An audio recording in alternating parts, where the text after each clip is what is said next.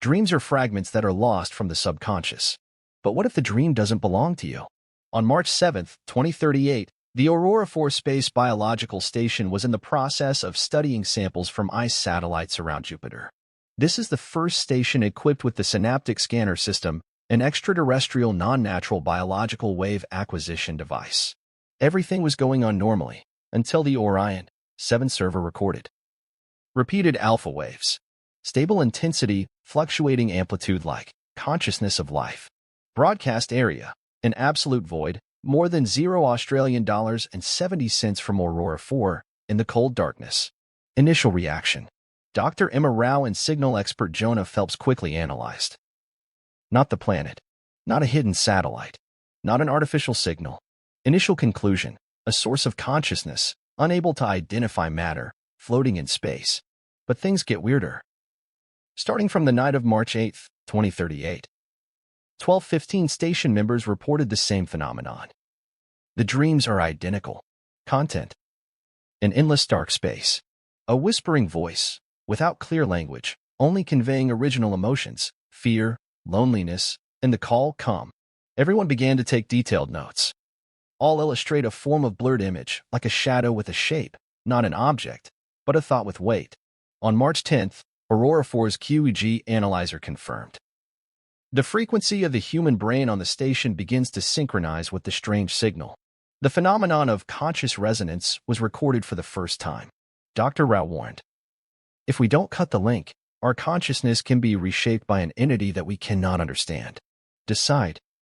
Blocking the neural communication layer. Isolate the mind from alpha waves in space. But it's too late. On March 11th, engineers at the control area felt there is a present in the room, although it cannot be seen. The temperature decreased by 5 degrees Celsius even though the thermal stability system still worked perfectly. The feeling of being observed is inexplicable. In the following dreams, a blue light door appears in the darkness. The invisible entity whispered, open the door, or be lonely forever. Emma is in front of the choice. Completely cut off the association and sacrifice the opportunity to communicate for the first time with a non-physical mind. Or take a step into the door, facing something that no one has ever seen. What will you do when your mind no longer belongs to you? When the dream urges you to move to a place that you should never have set foot in. After many tense meetings, the Aurora-IV executive team came to a decision. Make controlled contact with the invisible entity through the synaptic induction method, that is, using dreams as a gateway for communication. Dr. Emma Rao volunteered to be the first person to enter the dream dimension opened by a strange signal. Prepare. Linking Emma to the Neuroscan 3D system, recording all brainwave transformations. The isolation room is set up with a 2-layer electromagnetic shield. If there are any signs of intrusion or takeover, the support team will disconnect immediately. On March 12, 2038, exactly 2 o'clock Universal Time Coordinated, Dr. Rao was put in a semi-coma. Her alpha wave is completely synchronized with the frequency emitted from the entity. Describe the experience. At first, it was just endless darkness. The whisper is lighter than the wind, like echoing from behind the stars. A blue light path appears, leading to a dark sphere, the heart of the entity. Emma approached, and at that moment, she felt the original emotion. Not afraid, not a threat. It's absolute loneliness. A loneliness that spans billions of light years. The entity does not try to control her. It is inviting, but not forcing. Emma obtains chaotic images through the stream of consciousness of the entity. A civilization of light, which existed before the age of the galaxy. An invisible disaster, a form of mental decline, not caused by war or natural disasters, but by being forgotten. Whispering message. We are alone. We fade away. Remember us. There is no doubt. That invisible creature is the remnant of a civilization that existed by memory, by consciousness, a civilization that had lost its physical form billions of years ago. But when the connection lasts more than 15 minutes, dangerous signs begin to appear. Emma's brain waves decrease in frequency, as if they are being assimilated. Other members of the station were also affected. A collective hallucination appeared. Aurora-IV began to record microgravital turbulence around the station. Assistant Dr. Jonah Phelps shouted, if we keep the connection for too long, it will not only transmit memories, it will absorb our own memories and existence. An outbreak of controversy. Disconnect immediately? Or continue to learn more? Take risks? Emma, from a semi-coma, whispered through the communication device. Give me some more time. I need to know what it really wants. Sometimes, the door is open not only for you to enter, but also for something to come out. Dr. Emma Rao continued to maintain a neural connection with the invisible entity for another 7 minutes. But when the synchronization exceeds 22 minutes, something terrible happens. Emma's biological indicators change rapidly. Heart rate decreases, body temperature drops abnormally. Gamma brainwaves, often associated with cognitive processing, disappear completely. Aurora-IV station recorded unusual phenomena. Air pressure fluctuates. The electromagnetic field in the main cavity is deformed. Emma no longer reacts. But the neuroskin system displays two brain signals in parallel. One is Emma herself. One is, the structure of consciousness is strange. There is a completely different wave pattern from humans. Conclusion. Entity is not only communicating. It has found a way to penetrate the human mind. When everyone decided to forcibly disconnect, Emma opened her eyes. But that is no longer the familiar Emma Rao. Her gaze, deep and sensitive, as if seeing through all objects. There is no presence of emotion, only cold perception. Through Emma's lips, the entity used human language for the first time to convey the message. You hear us. You carry a ray of light. Now, we will survive again. An invisible energy wave spread from her body. Electronic devices are disturbed. Some members of the Aurora-IV team began to lie motionless, in a state of coma. There is no doubt. The entity has found the host's body. In just 3 short minutes, 40% of the Aurora-IV station control system lost signal. Other members were dragged into a state of forced dream, like people with deep sleep. The rest of the people must make a decision immediately. Perform nerve blockade, use magnetic impulses to temporarily break Emma's biological connection, or risk creating a psychedelic escape in order to lead the entity out of the nervous system.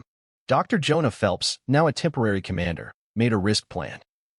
Using the dream emitter device, creating a larger, virtual path that attracts the entity to escape. If you fail, the entire Aurora-IV station can be assimilated into a memory bank for the entity, a form of combination body beyond control. The campaign called Mirrorgate begins. Dream emitter operates at extremely low frequencies, simulating the open dream state, where consciousness is easily sucked out. Create a psychedelic door that attracts entities. Meanwhile, a team of technicians must stabilize the oxygen supply system and artificial gravity, preventing Aurora-IV from drifting freely in space. Inside the isolation room, Emma began to tremble. The devices that record the nerve impulses of the entity gradually shift, a sign that it is being attracted by the exit. Success seems to be within reach. But unexpectedly, the entity did not go alone. It carries a part of the memories and emotions of the entire Aurora-IV team, an action similar to backing up data before moving. The team faces an extremely difficult situation. To leave the entity, in return, Aurora-IV will permanently lose the memories and data of dozens of people. Hold the entity, prevent it from escaping, but there is a risk of all being swallowed. A necessary sacrifice? Or an invisible massacre? Jonah Phelps shouted through the communication system. Protect a few individuals, or save all of humanity? Time is only in seconds. The invisible entity stands in front of the door. A life and death decision not only for the Aurora-IV station, but for the whole human race. Do people have the courage to let go, to survive? Sometimes, the scariest thing is not death, but oblivion. Outside the isolation chamber, Aurora-IV engineers only had exactly 30 seconds to make a choice. Biological signals show that the entity has opened 90% associated with the dream emitter. In just 5 seconds, it will completely leave Emma's body. But the data center alarmed. The station's main memory system has begun to be partially erased. Mission notes, research data, stored memories, all are being sucked out.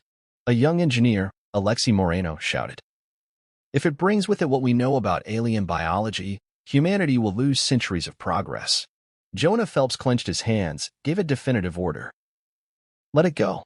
Don't let Aurora-IV become a flying tomb in space. At that moment, everyone understood. The price of life is to forget what almost killed you. Dream emitter flared up a faint flashing light, like a ball of fog. Emma Rao turned back, unconscious. An invisible wave of energy left her body, sliding into vast space through the emergency exhaust system, disappearing beyond Jupiter's orbit. Immediately, Emma's heartbeat is back. Nervously affected members gradually recover, but 43% of Aurora-IV data disappeared without a trace. The memories of many members are perforated, forming strange gaps. They forget their teammates, forget the reason they are at the station. A part of the entity has stayed, not intact, but enough to seed in vulnerable minds. After the crisis, Aurora-IV must activate self-isolation mode, turning the station into a memory island completely isolated from the Earth. No signal out, no contact in. The Earth only knows that. An unknown neurological accident has occurred. Aurora-IV needs to be completely isolated until psychological anomalies are controlled. But in Jonah Phelps' last personal diary, he recorded a chilling truth. I don't remember when I came to Aurora-IV. I don't remember my wife's face. But every night, in my dreams, I hear a call. Thank you for giving us light. Another group of scientists from Earth analyzed the missing data before Aurora-IV disappeared, finding out the truth. An entity is not just a single form of life. It is the nerve remnant of a civilization that became extinct billions of years ago, a network of consciousness floating in space, wandering in search of a host. When Aurora-IV emits the first biowave signal, it is like a lifesaver thrown into the middle of the cosmic ocean. The entity has clung to that ray of hope. And when it entered the researcher's dream, it was just the first step in silent reincarnation. From the story of Aurora-IV, humanity is forced to remember. Not every signal should be answered. Not every encounter in space brings knowledge. There are things that only bring oblivion. In the darkness of the universe, what is sleeping should not always be awakened.